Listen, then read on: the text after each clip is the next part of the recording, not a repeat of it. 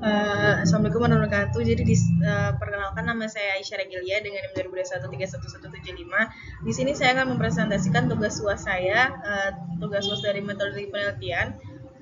Di sini saya mengambil judul yaitu prediksi kualitas udara di DKI Jakarta dengan machine learning menggunakan metode Key Nearest Neighbors atau KNN.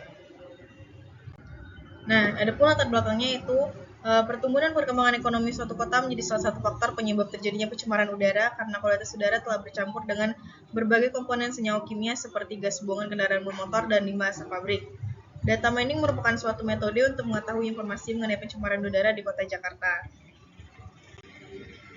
Nah, selanjutnya ada permasalahan penelitian. Untuk identifikasi masalahnya itu adalah penelitian ini bertujuan untuk mengatasi beberapa masalah terkait dengan prediksi kualitas udara di DKI Jakarta, di mana yang kita ketahui bahwa kualitas udara di DKI Jakarta itu sangatlah buruk karena banyak mengandung polusi.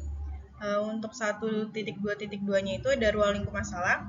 Ruang lingkup penelitian ini adalah membuat sebuah model prediksi kualitas udara yang ada di DKI Jakarta dengan machine learning menggunakan metode Key Nearest Neighbor. Nah, untuk 1.2.3-nya itu ada rumusan masalah pada penelitian ini. Adapun rumusan masalahnya itu bagaimana tingkat kualitas udara di DKI Jakarta pada periode waktu tertentu, apa saja faktor-faktor yang mempengaruhi kualitas udara di DKI Jakarta, bagaimana performa metode KNN dalam memprediksi tingkat kualitas udara di DKI Jakarta, sejauh mana kemiripan antara data pengamatan dan data tetangga terdekat dapat mempengaruhi akurasi prediksi kualitas udara dengan menggunakan metode KNN. Nah, selanjutnya di 1.2.4 itu ada tujuan penelitian dan tujuan penelitian. Nah, pada penelitian ini tujuan penelitian itu menganalisis kualitas udara di DKI Jakarta, menentukan faktor-faktor pengaruh kualitas udara dengan menggunakan metode Key Nearest Neighbor tadi untuk memprediksinya dan mengidentifikasi tingkat kemiripan data tersebut. Adapun landasan teorinya,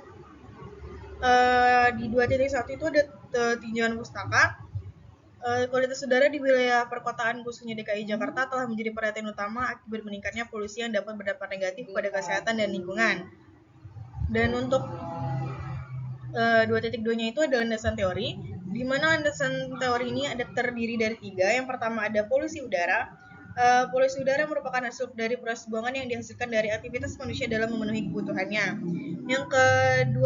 Yang kedua ada machine learning, di mana di sini saya menggunakan metode machine learning. Pembelajaran machine learning adalah memprediksi masa depan dari data masa lalu. Pembelajaran komputer atau machine learning adalah gaya kecerdasan buatan yang memberi komputer kemampuan untuk memperoleh keuntungan pengetahuan tanpa diprogram secara eksplisit. Untuk yang ketiga yaitu ada Key Nearest Neighbor. Konsep tradisional kenyamanan termal adaptif adalah penghuni secara aktif beradaptasi terhadap perubahan lingkungan. Nah, dalam makalah ini, model kenyamanan termal berbasis KNN dikembangkan untuk membangun lingkungan kenyamanan termal adaptif yang dipersonalisasi untuk beradaptasi dengan preferensi penghuni. Nah, di sini di 2.4 juga ada hipotesis. Yang pertama ada hipotesis utama, yaitu terdapat hubungan yang signifikan antara data historis kualitas udara, faktor cuaca, lalu lintas, dan atribut lingkungan lainnya dengan prediksi kualitas udara di DKI Jakarta menggunakan metode KNN. Hipotesis tambahan yaitu ada variabel-variabel tertentu seperti tingkat polusi udara sebelumnya, suhu udara, dan kecepatan angin yang akan memiliki dampak signifikan pada kualitas udara di DKI Jakarta berdasarkan hasil analisis menggunakan KNN. Dan ada yang selanjutnya itu adalah hipotesis tambahan. Hipotesis tambahannya itu ada variabel-variabel tertentu seperti tingkat polusi sebelumnya, suhu udara, dan kecepatan angin. Selanjutnya itu ada metode penelitian. Di metode penelitian ini yang pertama ada analisis kebutuhan, di mana makalah ini bertujuan untuk mengatasi permasalahan kualitas udara di DKI Jakarta dengan menerapkan metode machine learning, khususnya Key Nearest Neighbor, dengan mengumpulkan data historis kualitas udara termasuk parameter PM10, SO2, dan CO.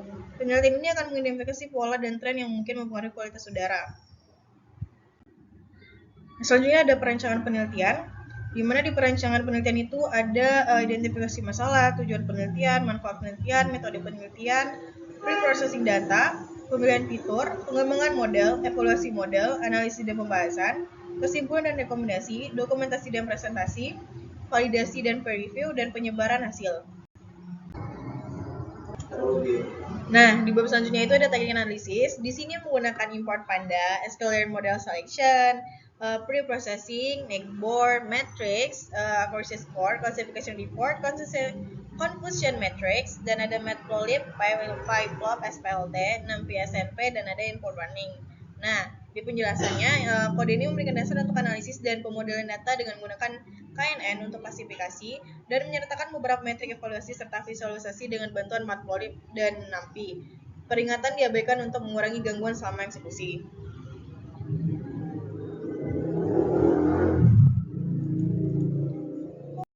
Nah, di codingan selanjutnya itu ada data PD CSV yaitu ISPU CSV. Jadi di sini penjelasannya untuk menginput data ISPU atau indeks standar pencemaran udara.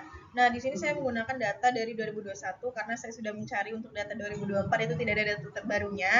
Dan di ISPU sendiri itu datanya yang terbaru hanya di 2021. Jadi mau tidak mau saya menggunakan data di 2021. Kemudian di codingan ketiga ada print data head, itu menampilkan head data yang ada di data ISPU.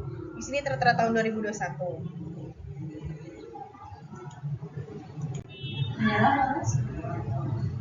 Nah, untuk codingan selanjutnya yaitu ada data info, di mana data info ini untuk menampilkan data. Kemudian ada X sama dengan data PM10, SO2 dan CO.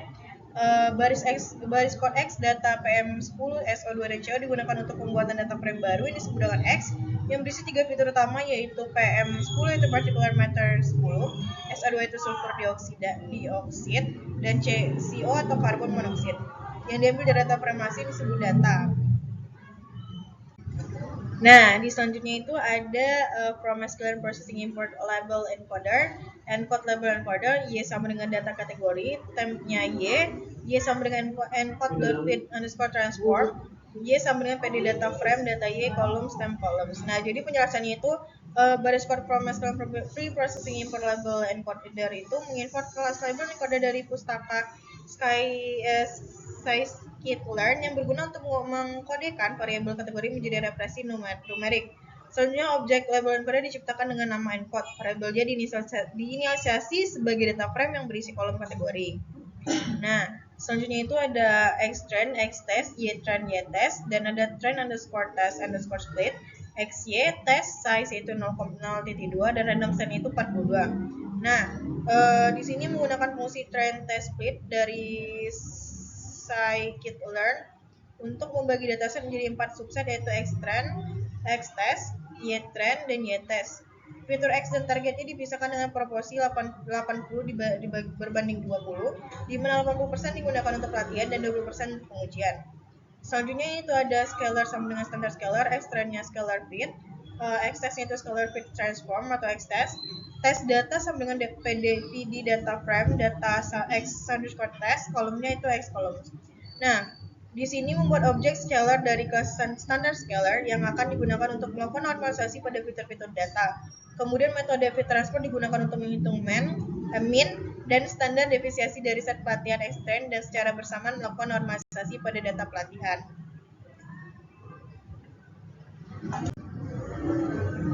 Selanjutnya itu tes data head itu untuk menampilkan 5 baris pertama dari data frame atau tes data, memberikan tampilan singkat tentang hasil normalisasi pada set pengujian. Selanjutnya itu ada KNN model. Di sini itu di mana codingan ini itu menjelaskan tentang di mana codingan ini menggunakan metode KNN predict. Selanjutnya itu ada accuracy sama printf accuracy itu menghitung akurasi model dengan membandingkan nilai sebenarnya dan nilai yang diprediksi. Kemudian digunakan untuk menghasilkan matriks kebingungan atau confusion matrix yang menyajikan jumlah prediksi yang benar dan salah untuk setiap kategori terakhir. Selanjutnya itu ada Peltest scalar ini, di mana ini adalah untuk visualisasi dari hasil prediksinya, di mana sini sudah ada visualisasinya dengan data-datanya. Nah, selanjutnya itu ada form scalar metric import versus score itu di mana di sini tuh untuk ngeprint tingkat akurasi dari model tersebut tadi. Nah, di sini setelah di print, tingkat akurasi dari model tersebut adalah 85,71%. Di sini ada jadwal penelitian, di mana pengajuan judulnya itu di tanggal 23-24, peninjauan literaturnya itu tanggal 25-26 November, kemudian penyusunan proposal itu di tanggal 22-23, pengumpulan datanya di tanggal 24-25, analisa datanya itu di tanggal 2 dan 3 Januari 2024, penyusunan laporan penelitian itu pada tanggal 4 dan 5 Januari 2024. Nah, itulah presentasi dari saya. Lebih dan kurangnya saya mohon maaf. Saya akhiri. Wabillahi taufiq wal hidayah. Wassalamualaikum warahmatullahi wabarakatuh.